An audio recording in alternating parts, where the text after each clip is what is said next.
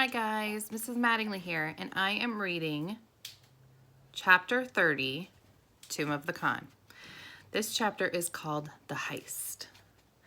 Eddie climbed up onto the stage, rolled up his shirt cuffs, and took a seat at the baby grand. A flashy arpeggio and an audience was paying attention. Addison slipped the throat singers a 10 and told them to take 5. He grabbed the microphone and suddenly felt at home in the world. Eddie Chang on the black and white, ladies and gentlemen.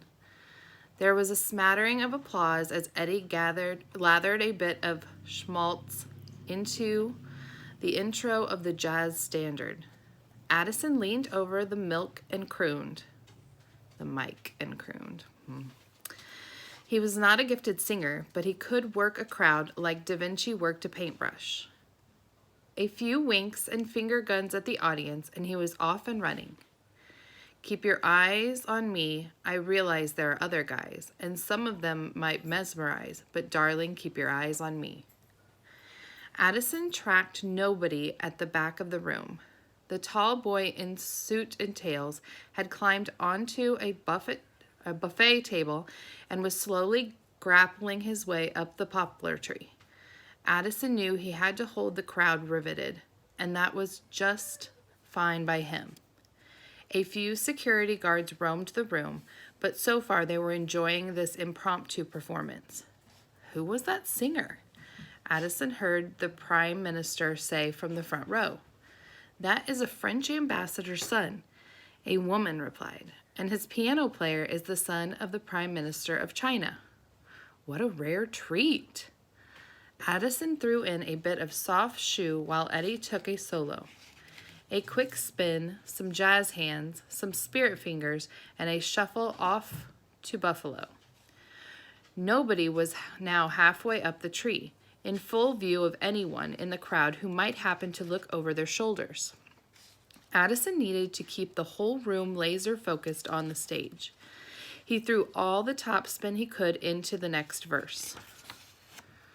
Keep your eyes on me. Lots of guys may tantalize and hypnotize with their tender sighs, but darling, keep your eyes on me. Nobody reached the lip of the high balcony and pulled himself up. He teetered for a moment on the brink of falling, but somehow willed himself over the parapet. Addison breathed a sigh of relief into the microphone and then sold it to the crowd as a musical flourish. They ate it up.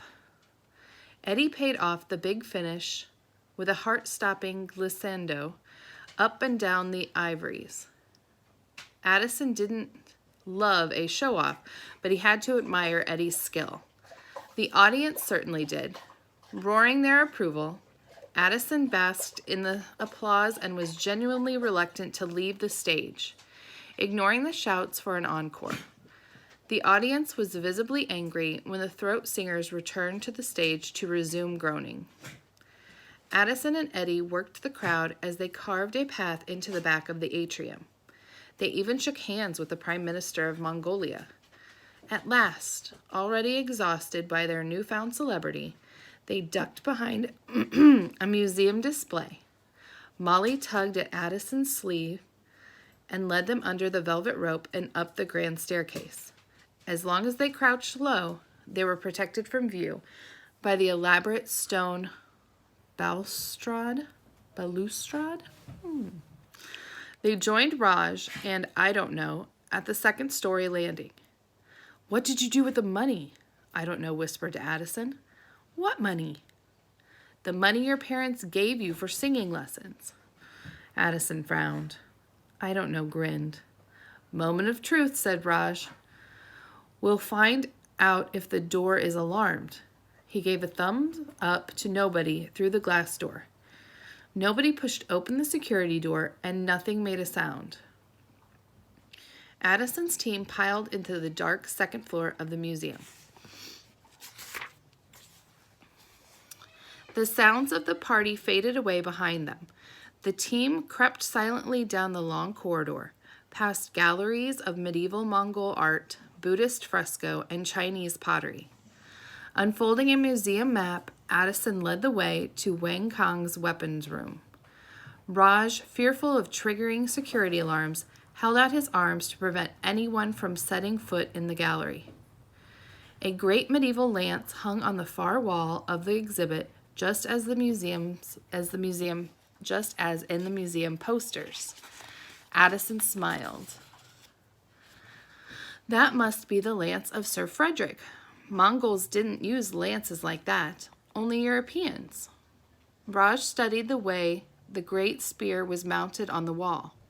We're definitely going to trip some kind of alarm when we take it. Motion sensors at least. Addison had anticipated this. We'll send 2 decoys to opposite sides of the museum. If we trip an alarm here, the decoys both trip alarms on the far sides of the museum. That will split the security guards into 3 groups and make it easier for us to escape. Raj nodded. It seemed sensible enough. Who can take the East Wing? Asked Addison. I don't know. Perfect. And who can take the West Wing? Nobody. Excellent. Addison knew he needed to cover his back trail. Eddie, you guard the balcony door. Why me? The guards think you're the Prime Minister's son. If they find you, they're not going to give you a hard time. Just yell at them in Chinese. Eddie nodded nervously. I can do that. Whatever you do, do not leave your post. If you see triads, viewer, or security guards, anything, give us a signal. Part 1.